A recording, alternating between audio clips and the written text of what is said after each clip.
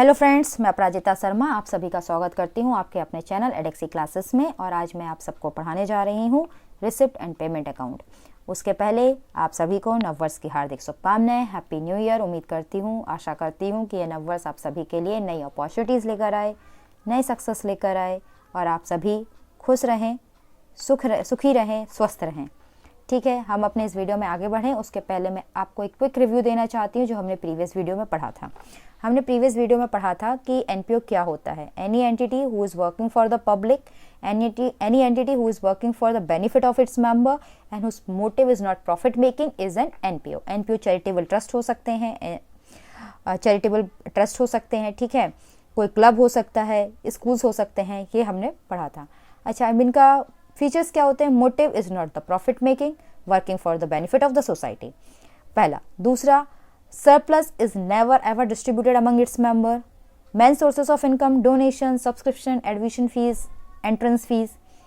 Reputation is depend on the benefit given to the society, work done for the society, and it is managed by the executive committee are its main sources of are the main features of the NPO.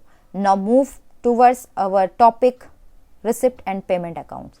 Right friends, चलते हैं। देखिए, दो तरह की activities होती हैं। ठीक है फ्रेंड्स, दो तरह की एक्टिविटीज होती हैं। एक होती है प्रॉफिट मेकिंग की एक्टिविटी और एक होती है नॉन प्रॉफिट मेकिंग की एक्टिविटी। आप सबने प्रॉफिट मेकिंग एक्टिविटी के बारे में पढ़ा होगा, उसके फाइनल अकाउंट्स के बारे में पढ़ा होगा। ठीक है, यहाँ हम नॉन प्रॉफिट मेकिंग एंटिटी के फाइनल अकाउंट्स के बारे में पढ़ने वाले हैं। प्रॉफिट मेकिंग एंटिटी में आप ट्रायल बैलेंस बनाते हैं, नॉन प्रॉफिट में भी आप ट्रायल बैलेंस बनाते हैं, राइट। यहाँ पे आप ट्रेडिंग प्लस पीएनएल बनाते हैं। ठीक है, यहाँ पे आप ट्रेडिंग प्लस पीएनएल नहीं बनता, यहाँ पे बनता है receipt and payment account, right friends. यहाँ पे बनता है उसके बाद balance sheet,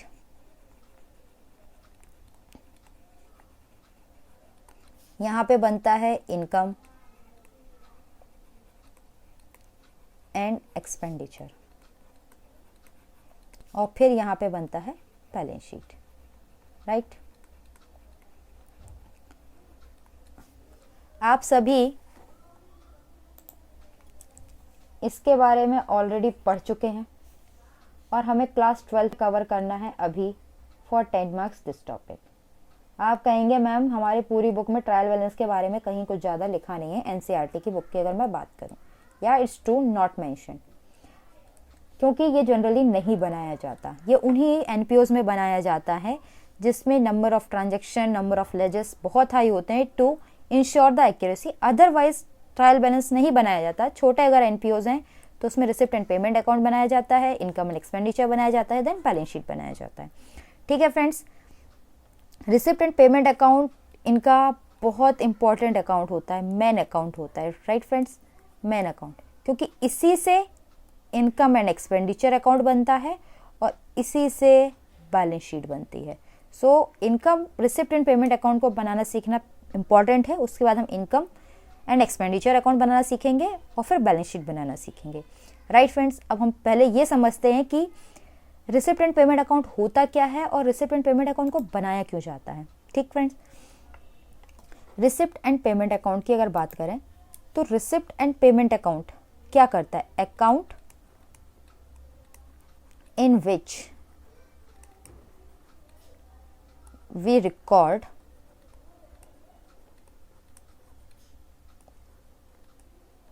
receipt received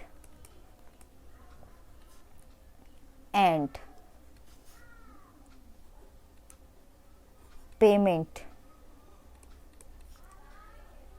made during the year। ठीक है, रिसिप्ट एंड पेमेंट अकाउंट नाम ही अपने आप में क्लियर कर रहा है, ऐसा कोई अकाउंट जिसमें हम ये रिकॉर्ड करते हैं कि हमने साल भर में हमें क्या रिसिप्ट रिसीव हुई और हमने क्या पेमेंट करी, वो हुआ रिसिप्ट एंड पेमेंट अकाउंट। ठीक है भाई, हम मान गए कि एक अकाउंट बनाया जिसमें साल भर में जो हमने रिसीव किया वो रिकॉर्ड किया और साल भर में पेमेंट करी वो रिकॉर्ड किया। ये तो समझ आ गया मैम, बट ये तो बता दो कि इसको बनाते क्यों है, मोटिव क्या? Motive is very simple. Motive is very simple. हम रिसिप्ट एंड पेमेंट अकाउंट को क्यों बनाते हैं, ठीक है। मोटिव क्या होता है रिसिप्ट एंड पेमेंट अकाउंट को बनाने का? मोटिव होता है कंट्रोल। देखो पूरी अकाउंटिंग में ही, पूरी अकाउंटिंग की अगर मैं बात करूं तो पूरी अकाउंटिंग में हम जो भी करते हैं, पूरी अकाउंटिंग में हम जो भी करते हैं उसका मेन मोटिव जो होता है वो होता है कंट्रोल, ठीक है। कंट्रोल होना ऑन फाइनेंशियल एक्टिविटीज़, ठीक है। फाइनेंशियल एक्टिविटी पे कंट्रोल रखने के लिए ही हम अकाउंटिंग करते हैं। तो रिसिप्ट एंड पेमेंट अकाउंट का भी मोटिव सेम ही होता है, right friends. Receipt and payment account का मोटिव भी सेम ही होता है, ठीक है। रिसिप्ट एंड, मैं पूरा नहीं लिखूंगी, R&P ही लिखूंगी, आप समझ जाना कि रिसिप्ट एंड पेमेंट अकाउंट में हम क्या करते हैं। मैं आपको बता दूं, जो ये साइड होती है यहाँ रिसिप्ट आती है, और यहाँ जो होता है यहाँ हम सारी पेमेंट को रिकॉर्ड करते हैं, राइट। यहाँ हम सारी पेमेंट रिकॉर्ड करते हैं और इधर हम सारी रिसिप्ट रिकॉर्ड करते हैं। तो हमें रिसिप्ट में मान लो सब्सक्रिप्शन मिला, डोनेशन मिली, एडमिशन फ़ी मिली, ठीक है, हम मान के चलते हैं, राइट। हमने इसी साल और ठीक है हमारा कैश था, उसका ओपनिंग बैलेंस भी था, ठीक है। हमने पेमेंट क्या किया, हमने पेमेंट में सैलरी दे दी, रेंट दे दिया, वेजेस दे दिए, ठीक है।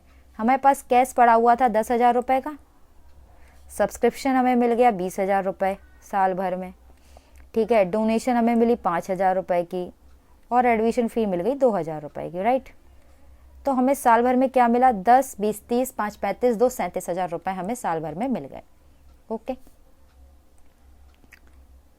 अच्छा, अब हमने क्या की, साल भर में मान लो हमने सैलरी दी 15,000 रुपये, हमने रेंट दिया 5,000 रुपये का, और हमने वेजेस दे दी 10,000 रुपये की, ठीक है।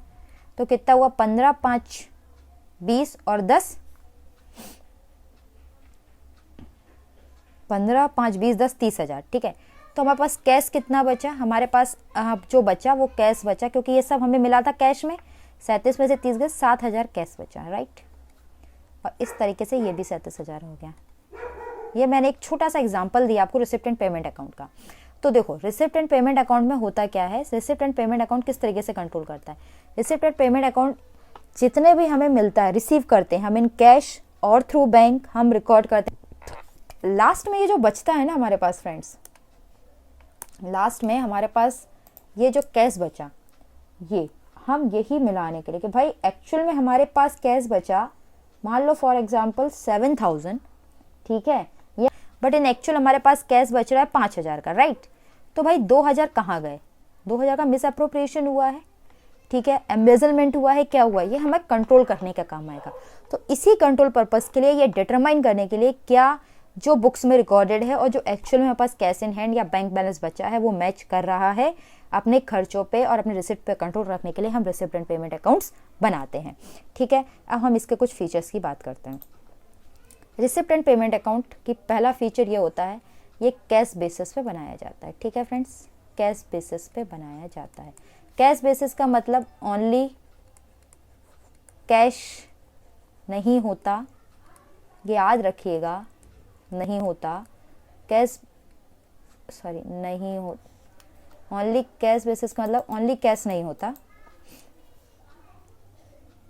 ओनली कैश नहीं होता, ठीक है।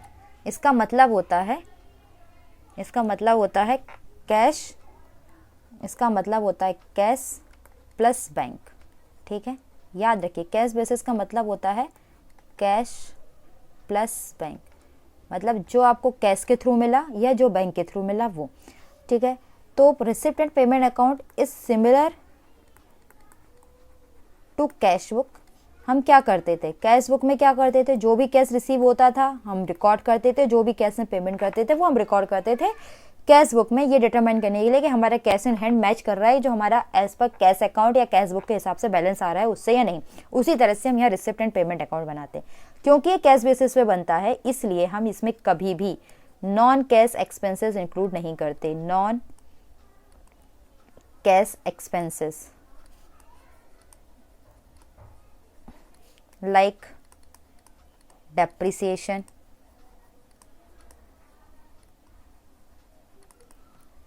ठीक है, डेप्रिसिएशन नेवर रिकॉर्डेड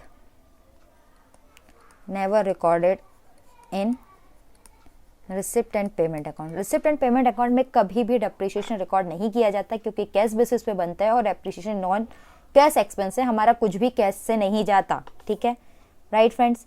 उसके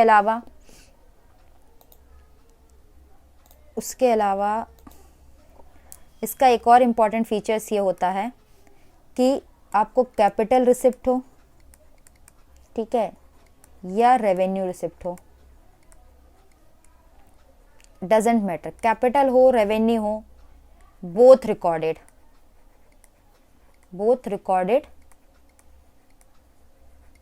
in receipt and payment account. दोनों को रिकॉर्ड किया जाता है रिसिप्ट एंड पेमेंट अकाउंट में, ठीक है, चाहे वो कैपिटल रिसिप्ट हो या रेवेन्यू रिसिप्ट हो। फोर्थ मोस्ट इंपॉर्टेंट पॉइंट वो ये कहता है कि आपको जो रिसिप्ट मिली, ठीक है, जो रिसिप्ट मिली या आपने जो पेमेंट की, ठीक है, वो करंट ईयर की हो, वो प्रीवियस ईयर की हो या वो नेक्स्ट ईयर की हो, ठीक है, करंट ईयर की हो, प्रीवियस ईयर की हो या नेक्स्ट ईयर की हो। करंट ईयर कौन सा चल रहा है? करंट ईयर 21-22 चल रहा है, प्रीवियस ईयर 20-21 है और नेक्स्ट ईयर 22-23 है। किसी भी साल की हो रिसिप्ट एंड पेमेंट, ठीक है, किसी भी साल की हो, ये प्रीवियस ईयर 20-21 हो सकता है, 19-20 हो सकता है, 18-19 हो सकता है, कुछ भी हो सकता है, किसी भी साल की हो, किसी भी साल की हो, किसी भी साल की, 12 रुपये करंट की हो, प्रीवियस की हो, नेक्स्ट हो, किसी भी साल की हो, रिकॉर्ड करेंगे। रिकॉर्ड क्या? ऑलवेज रिकॉर्ड, ठीक है, always record in receipt and payment account, ठीक है, रिसिप्ट एंड पेमेंट अकाउंट में हमेशा रिकॉर्ड किया जाएगा,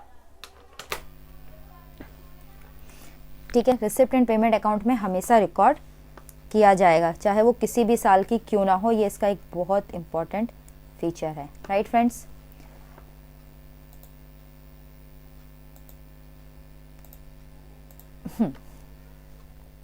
पांचवा और important feature receipt and payment account का वो ये है कि इसमें ओपनिंग ऑब्लिक क्लोजिंग बैलेंस किसका? Cash in hand and cash at bank, इन दोनों को रिकॉर्ड किया जाता है, किसमें? रिसिप्ट एंड पेमेंट अकाउंट में, राइट फ्रेंड्स।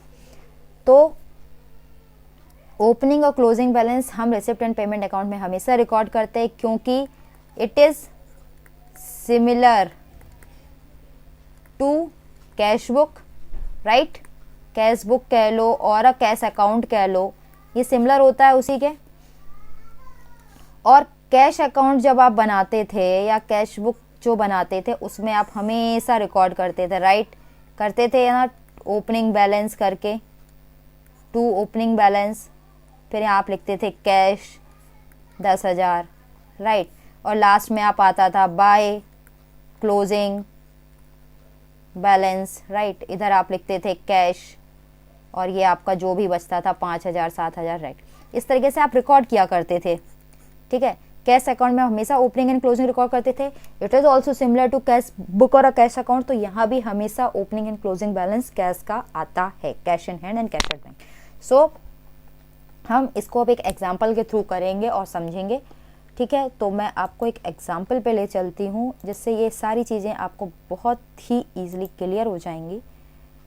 ओके, 15 के लिए। अच्छा, अभी मैम ने बताया था रिसिप्ट एंड पेमेंट अकाउंट में ओपनिंग कैश बैलेंस भी जाता है, ओपनिंग बैंक बैलेंस दिया है, हाँ, ओपनिंग बैंक बैलेंस भी रिसिप्ट एंड पेमेंट अकाउंट में जाता है, receipt and payment side ma'am ने बताया था। आगे चलें। सब्सक्रिप्शन, अरे 13-14 का भी दिया है, 14-15 का भी दिया है, 15-16 का भी दिया है, क्या करना है? अरे तो रिसिप्ट एंड पेमेंट बनाना है ना। हाँ, तो सब सालों का ये तो रिसिप्ट साइड रिकॉर्ड हो जाएगा, राइट। सेल ऑफ रेफरेंसमेंट, यानी सेल हुई है, हमारे पास पैसा आया है, कैश आया है, ओके, ये भी रिसिप्ट में जाएगा। एंट्रेंस फी रिसिप्ट हुई, अगेन हमारे पास कैश आया है, रिसिप्ट में रिकॉर्ड होगा। Sale of old sports material, old sports material की सेल की है, अगेन कैश आया है भाई हमारे पास।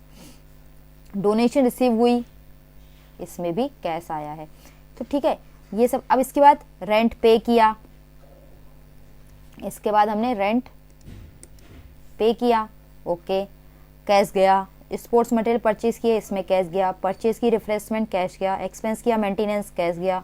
सैलरी पे करी, कैश गया। टूर्नामेंट कराए, कैश चला गया भाई। फर्नीचर परचेज करे, कैश गया। ऑफिस एक्सपेंस किए, कैश गया। क्लोजिंग कैश इन हैंड आ गया, ओके। अच्छा भाई, यहाँ आया है फर्नीचर परचेज्ड, क्या ये रिसिप्ट एंड पेमेंट अकाउंट में आएगा? आएगा। हमने है स्पोर्ट्स मटेरियल परचेज करे, क्या ये आएगा? बिल्कुल आएगा रिसिप्ट एंड पेमेंट अकाउंट में, क्योंकि अभी अभी हमने पढ़ा था कि रिसिप्ट अच्छा पढ़ा था।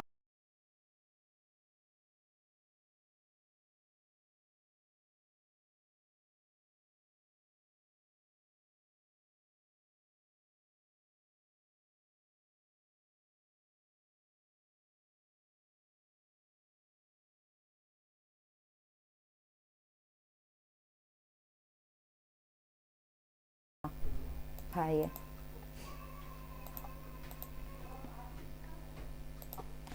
ठीक है, हमने पढ़ा था। हाँ भाई, इसमें सब आता है। कैपिटल होगा तो भी आएगा, एज वेल एज रेवेन्यू होगा तो भी आएगा।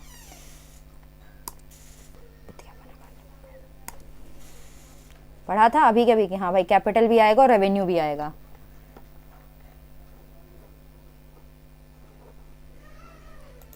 तो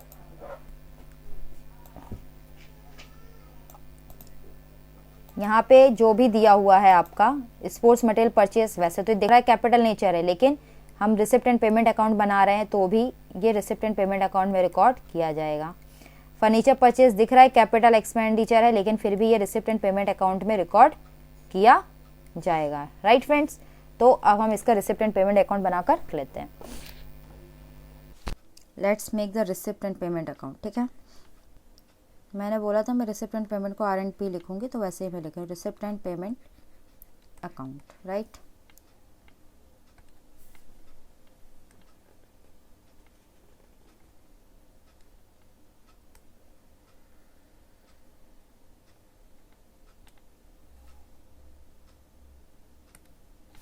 मेरे पास फ्रेंड्स थोड़ा सा जगह का इश्यू है, कम है बोर्ड पे, सो मैं पूरा नहीं लिखूंगी, थोड़ा शॉर्ट में लिखूंगी, प्लीज़ समझ जाइएगा।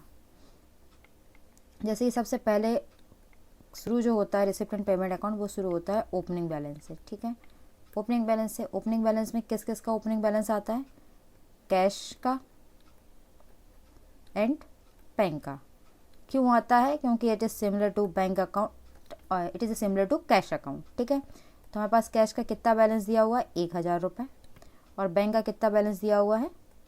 7200 रुपये, राइट। उसके बाद टू सब्सक्रिप्शन। अच्छा, हमने एक चीज़ और पढ़ी थी रिसिप्ट एंड पेमेंट अकाउंट के बारे में, जो भी हमें ड्यूरिंग द ईयर मिला सब रिकॉर्ड होगा, चाहे वो प्रेजेंट ईयर का हो, चाहे वो प्रीवियस ईयर का हो, या वो एडवांस का हो। तो 2013-14 ये इनका प्रीवियस ईयर है, उसके लिए भी इनको मिला। 14-15 इनका करेंट ईयर है, उसके लिए भी मिला। और इनको 2015-16 यानी कि एडवांस में भी कुछ पेमेंट मिला। लेकिन रिसिप्ट एंड पेमेंट अकाउंट है, जो भी मिलेगा ड्यूरिंग द ईयर हम सबको रिकॉर्ड करेंगे, इसलिए हमने सबको रिकॉर्ड कर लिया। 500, 7600 एंड 900, ठीक है फ्रेंड्स। उसके बाद इनको और कहाँ से इनको कैश रिसीव हुआ?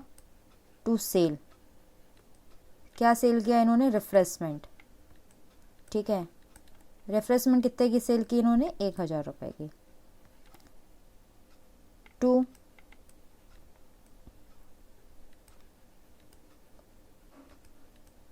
एंट्रेंस फी से भी इनको पैसा मिला, कितने? अमाउंट रिसीव हुआ है ना 1000 रुपये, इनमें नोट कर लिया। अच्छा, और किससे मिला? To sale of old material. Old material के सेल से इनको कितना मिला? 1200 रुपये। और साथ में इनको डोनेशन रिसीव हुई थी, क्या अमाउंट था डोनेशन का, छप गया है।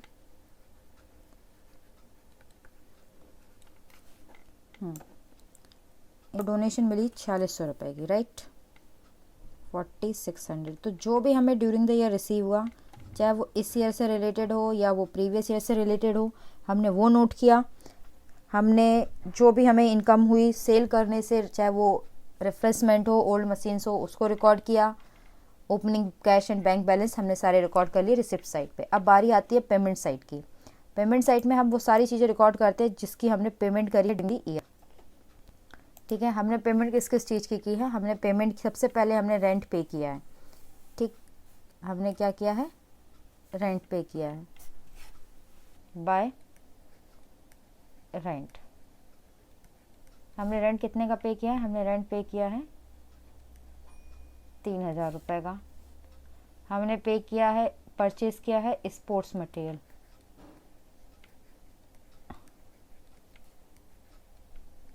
स्पोर्ट्स मटेरियल परचेज किए हैं हमने, कितने के परचेज किए हैं? 4800 के, बाय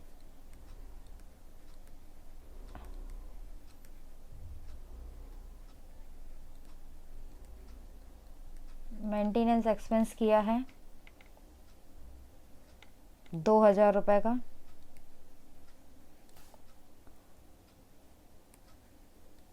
बाय सैलरी। हमने सैलरी पे की है 2500।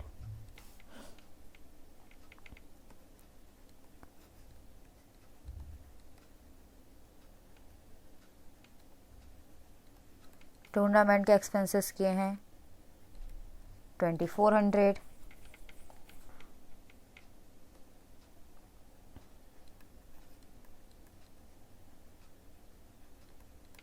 बाय फर्नीचर परचेज, हमने फर्नीचर परचेज किए हैं 1500 रुपये। ठीक, ऑफिस एक्सपेंस जो हमने ड्यूरिंग द ईयर किए तो वो हमने किए हैं 1200 रुपीज़ के, बाय क्लोजिंग कैश बैलेंस जो कि हमें ऑलरेडी गिवन है, हमें निकालने की कोई रिक्वायरमेंट नहीं, इस 400। हम इन सब का टोटल करेंगे तो इस सब का टोटल जो आएगा that is it's 25,000।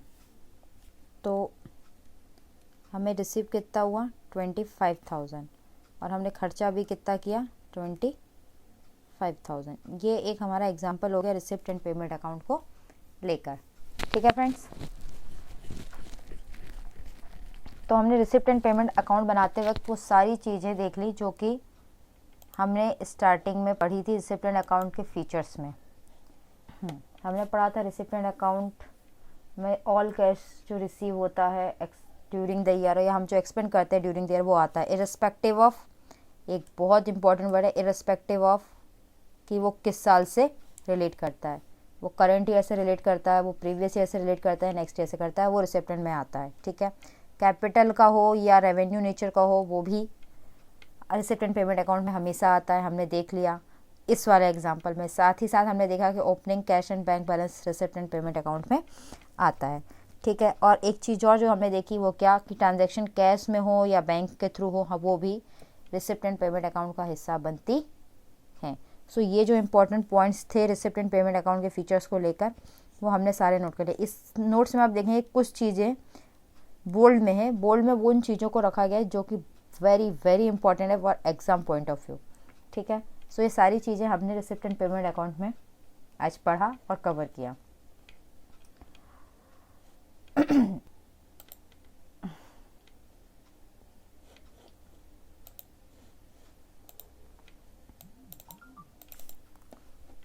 So friends, ये आज का टॉपिक था रिसिप्ट एंड पेमेंट अकाउंट। इसके साथ हमने आज receipt and payment account complete कर लिया।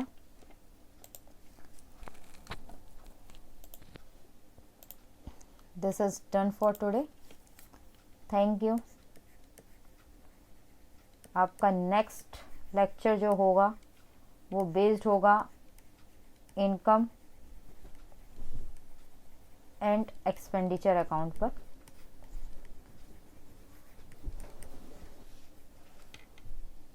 उसका जो नेक्स्ट लेक्चर आएगा इनकम एंड एक्सपेंडिचर अकाउंट के बारे में बात, वो सम पैक्युलर आइटम पे कवर होगा। Peculiar item plus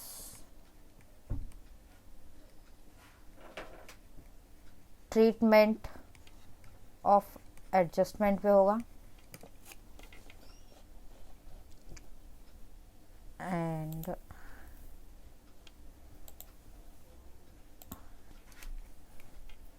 after 2 video, इसका मतलब इसका आज सेकंड वीडियो था एनपीओ का, थर्ड फोर्थ एंड हाँ जो 5th वीडियो आपका एनपीओ पे मिलेगा that covers questions with adjustment। Exam के बारे में एक बात बता दूं, एग्ज़ाम में जो भी क्वेश्चंस आएंगे that only have 4 एडजस्टमेंट।